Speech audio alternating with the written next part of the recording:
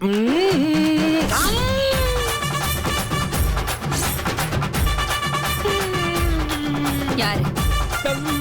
யாரு உங்க ஃப்ரெண்ட்ஸ்? அது என் ஸ்கூல்ல படிச்சவங்க. ஓ, ஸ்கூல்ல படிச்சவங்களா? ஆமா ஆமா.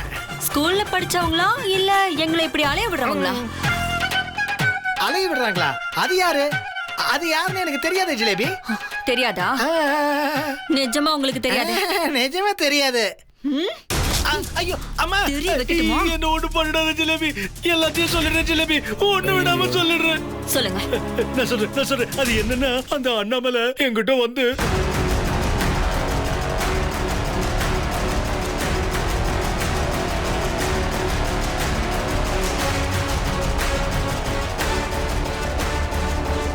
ஐயோ பத்தியா கார்த்தி, ஒத்த பஜ்ஜி காசுப்பட்டு எல்லாத்தையும் போட்டு உளறி கொட்டிட்டான் கூறு கட்டவன். ஐயோ சிவனா.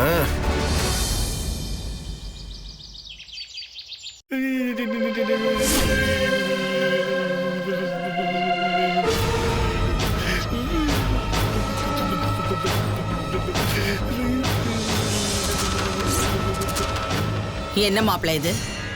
நீங்க இந்த வீட்டோட மருமக, உங்களுக்கு எவ்வளவு பொறுப்பு இருக்கு. கல்யாண நாள் வேற நெருங்கிட்டு இருக்கு. நீங்க என்னடான்னா இந்த மாதிரி சின்னத்தனமான ஆளுங்களோட சேர்ந்துகிட்டு ஆட்டம் போட்டுட்டு இருக்கீங்க. அந்த அண்ணாமலை சொன்னா உங்களுக்கு எங்க போச்சு அறிவு? என்ன மன்னிச்சிருக்காத, இந்த பக்கெட் பிரியாணி வாங்கி தரேன்னு சொன்னதுல நான் கொஞ்சம் ஆசைப்பட்டுட்டேன். அதான் இவ்வளவு பெரிய வம்புல நான் மாட்டிக்கிட்டேன். அம்மா, முத்தரசன் வரட்டும், உடனே இத பேசி அவனை என்ன பண்றேன்னு பாரு. அம்மா சொன்னா கேளுமா. இப்போதைக்கு இத முத்தான கவனத்துக்கு கொண்டு போவேனா? அப்படி சொன்னா ஸ்வேதாவ சொன்ன தேதியில வர வைக்கலங்கிற கேள்வி அது நமக்கே திரும்ப வருமா? அதனால நம்மள பொறுத்த வரைக்கும் ஸ்வேதா இங்க வந்தாகணும். அவளுக்கும் அண்ணனுக்கும் கல்யாணம் கண்டிப்பா நடந்தே ஆகணும். தேவையில்லாம இப்படி அண்ணாமலை கூட எல்லாம் போட்டி போட்டுக்கிட்டு அண்ணன்கிட்ட நாம இதை போய் சொன்னோன்னு வைங்க, அது கடைசியில நமக்கு தாம பிரச்சனையா வந்து முடியும். அதனால கவனத்தை திசை திருப்ப வேண்டாமா? எப்படியாவது ஸ்வேதாவை திரும்ப வர வச்சு கல்யாணத்தை சீக்கிரமா முடிச்சிடலாமா?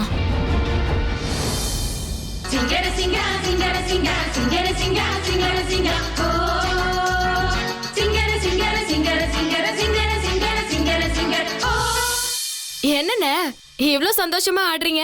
அதுவும் இல்ல தங்கச்சி, ஏன் தங்கச்சியோட கல்யாணம் சும்மா ஜாம் ஜாம் நடக்க போதில்ல, அந்த சந்தோஷத்துல ஆடிட்டு இருக்கோம். இனிமே நம்மள யாரு அசைச்சிக்க முடியாது. இனிமே நமக்கு எதிரின்னா ஒருத்தி பிறந்துதான் வரணும். அப்படி பிறக்க போறத தெரிஞ்ச நான் போய் பிறக்கூடாம பண்ணிட்டு வந்துடுவேன்.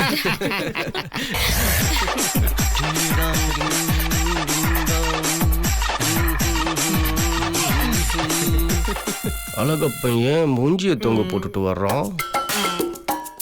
அழகப்பா, என்னடா ஆச்சு உனக்கு? ஏன் மூஞ்சி காஞ்சி போன புரோட்டா மாவு மாதிரி பாலிஷ் குறைஞ்சு டல்லா இருக்கு? போடா நம்மள, தேவையில்லாத உன்னோட பக்கெட் பிரியாணிக்கு ஆசைப்பட்டு எனக்கு எவ்வளவு பெரிய ஆப்பு வச்சுட்ட பாத்தியா? அதுவும் இல்லாம இப்பதான் கேபிள் டிவி பார்த்தேன். அதை பார்த்ததுல இருந்து இன்னும் எனக்கு மூட் அவுட். ஏன் அப்படி உனக்கு மூட் அவுட் ஆச்சு? ஜீ தமிழ் இனிமே எஸ்சிவிலையும் விகே டிஜிட்டல்லையும் வராதுன்னு ஸ்க்ரோலிங் போட்டிருக்காங்கடா. ஐயோ, அத பார்த்த உடனே இன்னும் மூட் அவுட் அடிச்சுடா எனக்கு. ஏற்கனவே அத்தை கிட்ட இருந்து திட்டு, இத பார்த்தது இன்னும் மூட் அவுட். ஆடாடாடா, ஜி தமிழ் சேனல் இனிமே பார்க்க முடியாதுங்கிறதுக்காக மூட் ஆஃப் ஆயிட்டியா? அப்படி இல்லடா அழகப்பா, ஜி தமிழ் சேனலை நீ எப்பவும் பார்க்குற மாதிரி பார்க்கலாம். நீ இப்போ ஒரு மந்த்லி பேக்கேஜ் எடுத்திருக்க இல்ல, அதுல ஏற்கனவே ஜி தமிழுக்குன்னு ஒரு 10 ரூபா கட்டி வச்சிருக்க. நீ என்ன பண்றனா, கேபிள் ஆபரேட்டருக்கு ஃபோன் பண்ணி எனக்கு தொடர்ந்து இந்த பேக்கேஜ்லயே ஜி தமிழ் சேனலும் வேணும்னு கேளு. அவங்க கண்டிப்பா போட போறாங்க. கேட்கறது உரிமைடா. ஏண்டா, உன் உரிமையை கேட்க நீ தயங்கலாமா? சொல்லு பார்க்கலாம். சூப்பர் அண்ணாமலை, எனக்கு இப்போ 2 பக்கெட் பிரியாணி சாப்பிட்ட மாதிரி இருக்கு. நாங்களும் உனக்கு 2 பக்கெட் பிரியாணி வாங்கி தர முடியாது. அதுக்கு வேற ஆளா பாத்துக்கோ. எதுக்கு நம்ம தள்ளி நிக்கலாம்? ஆமா.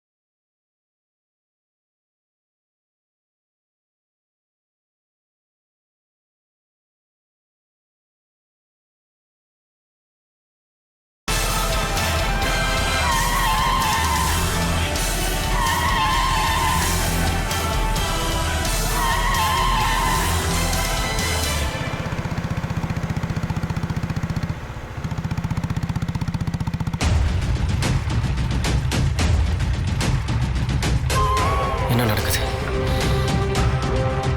முதல்ல ஒரு டெம்போ டிராவலர் துரத்திச்சு, இப்போ ஒரு லாரி. யாரா இருக்கும்?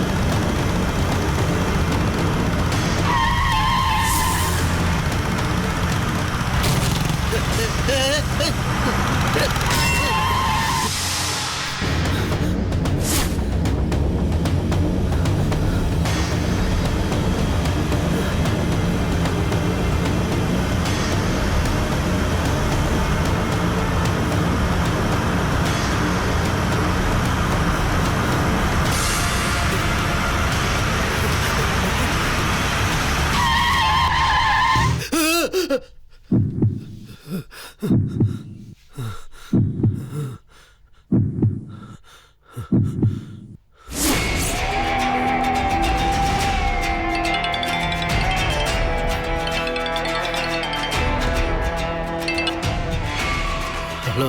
என்ன அண்ணாமலை, உன்னை சுத்தி நடக்கிறதெல்லாம் பாக்குறதுக்கு ரொம்ப புதிரா இருக்கா? எப்பவுமே எனக்கு நிறைய சிக்கல்களை உருவாக்கி வேடிக்கை பார்த்தவங்கள தவிக்க விட்டு பாக்குறதுதான் வழக்கம். யார் நீ? யாரு? என்ன உயிர் பயம் உன் கண்ணுல தாண்டவம் ஆடுது? இந்த கடைசி நிமிஷத்துல பிரேக் அமுக்காம விட்டுருந்தா என்ன ஆயிருக்கும்னு யோசிச்சேன். மொத்தமா மோதி தக்காளி சட்னி மாதிரி செதறி போயிருப்பல்ல. இதெல்லாம் பண்றது யாரா இருக்கும், எதுக்காக இருக்கும்னு உன் மண்டைக்குள்ள பயங்கரமா ஓடிக்கிட்டு இருக்குல்ல. கூடிய சீக்கிரம் இதுக்கெல்லாம் விட கிடைக்கும், நாம நேர்ல சந்திக்கும் போது. யார் நீ? யார்? என்ன என்ன அதுக்குள்ள அவசரம்? நாம தான் சந்திப்போம்னு சொல்றேன்ல. அதுக்குரிய நேரம் வரும், நீ என்ன பாப்ப, என்ன பத்தி தெரிஞ்சுக்குவ. Good bye.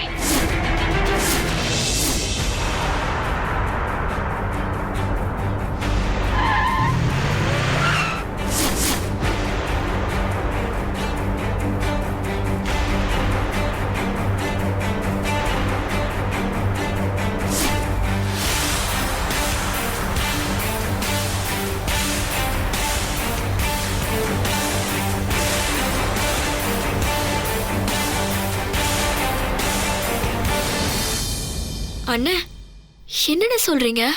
நீங்க சொல்றதுல என்னால நம்பவே முடியலண்ணே. உங்களுக்கு மட்டும் ஏதாவது இருந்தா நாங்களே என்ன பண்றது? எனக்கு ஒண்ணுமே புரியலம்மா. ஒரு செகண்ட் பயத்துல உடம்பு அப்படியே நடுங்கி போச்சு. கார் பக்கத்துல வந்து பிரேக் போட்டப்போ செத்துட்டேன்னு நினைச்சம்மா. இதெல்லாம் யாருன்னு பண்றது? ஒருவேளை ஸ்வேதாவா இருக்குமோ? ஆனா அவ ஜெயில இருக்காளே, எப்படி நான் வெளியில வருவா? அவ இல்லம்மா, ஸ்வேதா இல்ல. போன்ல கேட்ட குரல் ஸ்வேதாவோடது இல்ல. ஸ்வேதாவோட குரல் எனக்கு நல்லா தெரியும். இது வேற யாரும். அண்ணா, ஸ்வேதா இல்லைன்னா வேற யாரா இருக்கும்? அந்த மாப்பிள்ளத்துமே எனக்கும் தெரியல. ஆனா அவங்க வண்டியில என்ன துரத்தின விதம் எல்லாம் பார்க்கும்போது கண்டிப்பா என்ன கொன்றுவாங்கன்னு தான் நினைச்சேன். ஆனா கடைசி நேரத்தில் பிரேக் போட்டான். அப்படின்னா அவளோட நோக்கம் என்ன கொல்றது இல்லை, மிரட்டி பார்த்துருக்கா. எதுக்கு மிரட்டி இருக்கான்னு தான் தெரியல. அண்ணே, இதுக்கெல்லாம் காரணம் அந்த வீடியோவா தானே இருக்கும். பேசாம அதை உடனே போலீஸ் கிட்ட ஒப்படைச்சிருங்கண்ணே. இல்லைம்மா, அவசரப்பட்டு அந்த முடிவு எடுக்க வேணாம். நமக்கு இப்போ முக்கியம் முத்தரசன் வெண்ணிலா கல்யாணம். அந்த வேலையை மட்டும் பாருங்க போதும். என்ன, இதை பற்றியெல்லாம் எனக்கு கவலைப்படாதீங்க. இதை விட்டுருங்க. இது ஏன் பிரச்சனை நான் பார்த்துக்கிறேன். நமக்கு ஏகப்பட்ட வேலை இருக்கு. நம்ம முழு கவனமும் முத்தரசன் வெண்ணிலா கல்யாணம் நடத்துறதுல தான் இருக்கணும். புரியுதா? சரிண்ணே, ஆனா திரும்ப சந்திக்கலான்னு சொன்னாங்கன்னு சொல்றீங்க. இது வரைக்கும் ஒரு கால் கூட வரல. யார் என்னன்னு தெரியாம என்னென்ன பண்றது? அவ கண்டிப்பா வருவா கார்த்தி. அவங்கிட்ட போன்ல பேசுனதை வச்சு பார்க்கும்போது அந்த குரல் ஒரு வெறி இருந்தது. என்ன பழி வாங்கணுங்கிற ஒரு வன்மம் இருந்தது. அவ கண்டிப்பா முன்னாடி வந்து நிப்பா.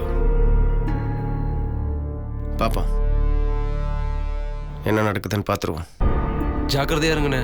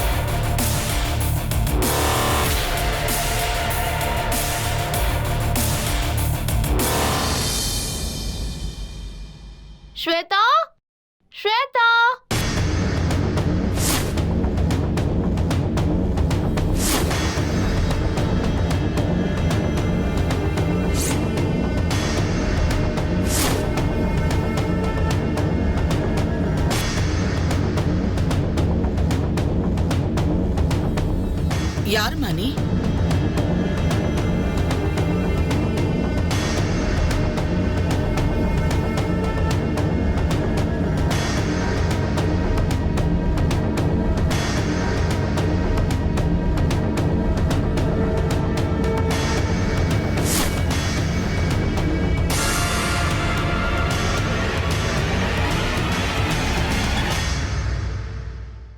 அத்த, எப்படி இருக்கீங்க அத்த?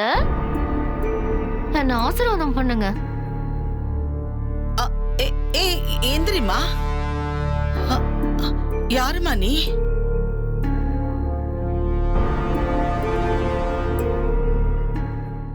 சொல்லுமா.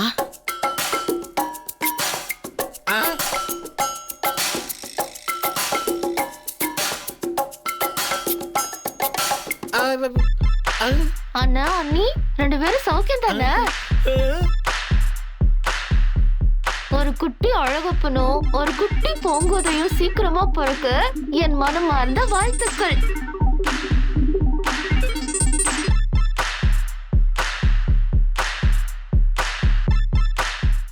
என்ன மருது மாமா, நீங்க எந்த கவலையும் இல்லாம அப்படியே பேச்சுலர் மாதிரியே சுத்திட்டு இருக்கீங்க. கொஞ்சமாவது பொறுப்பு இருக்கா உங்களுக்கு? வீட்டுக்குள்ள கல்யாண வேலை எல்லாம் எவ்வளவு இருக்கு, அதெல்லாம் பார்க்க வேண்டாமா? நீங்க என்ன பேச்சுலர் நினைச்சிட்டு இருக்கீங்களா? குடும்பஸ்தம் தானே.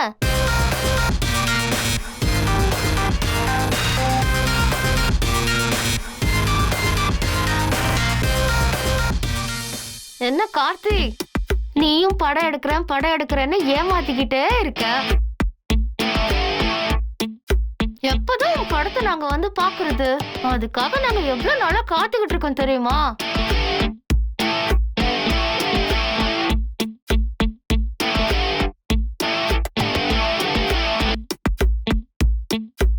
வெண்ணிலா, நல்லா இருக்கீங்களா? உங்க சமையல் வாசனை எங்க ஊர் வரைக்கும் வருது தெரியுமா?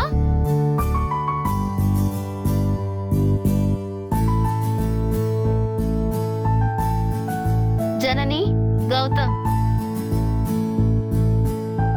நீங்க கல்யாணம் பண்ணிக்கிட்டீங்கன்னு தான் பேரு. ஆனா இப்ப வரைக்கும் ஹனிமூன் போகாம வீட்டையே சுத்தி சுத்தி வந்துகிட்டு இருக்கீங்க. ஏன் ஜாலியா வெளியில போயிட்டு வரலாம்ல?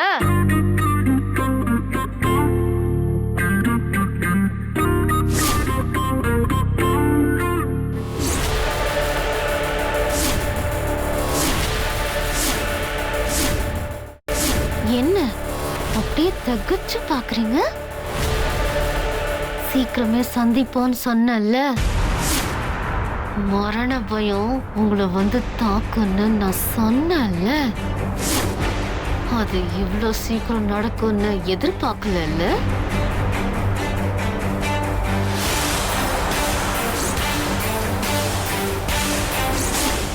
அந்த பயம் அப்படியே இருக்கட்டும், சரியா?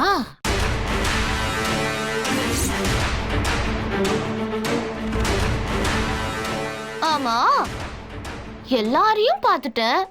இன்னும் ஒரு முக்கியமான ஆள் மிஸ்ஸிங். நம்ம ஹீரோ, அவர்தான் மிஸ்ஸிங். யாரு? எங்க அவரு? முத்தரசு மாமா எங்க?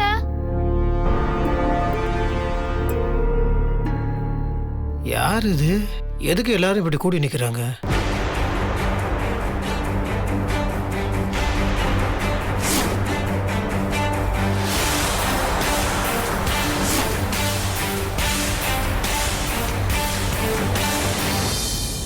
சித்து, யார் சித்து இது? அதான் எனக்கும் புரியலப்பா. வந்து வீட்டையே ஒரு கலக்கு கலக்கிட்டா எல்லாரையும் முறை வச்சு வேற கூப்பிடுறா. இவ யாருன்னே தெரியலையப்பா.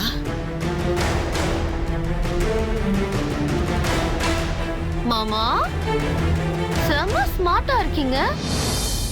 உங்களை பார்த்தா கல்யாணம் ஆகி ஒரு குழந்தை இருக்குன்னு சொன்னா யாரும் நம்ப மாட்டாங்க தெரியுமா? தேவையில்லாத பேச்சு. முதல்ல நீ யாரு? சொல்றேன்.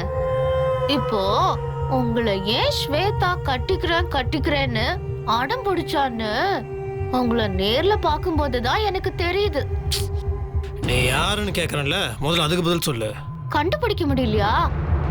சரி, அப்போ முகத்தை காட்டிடுவோம்.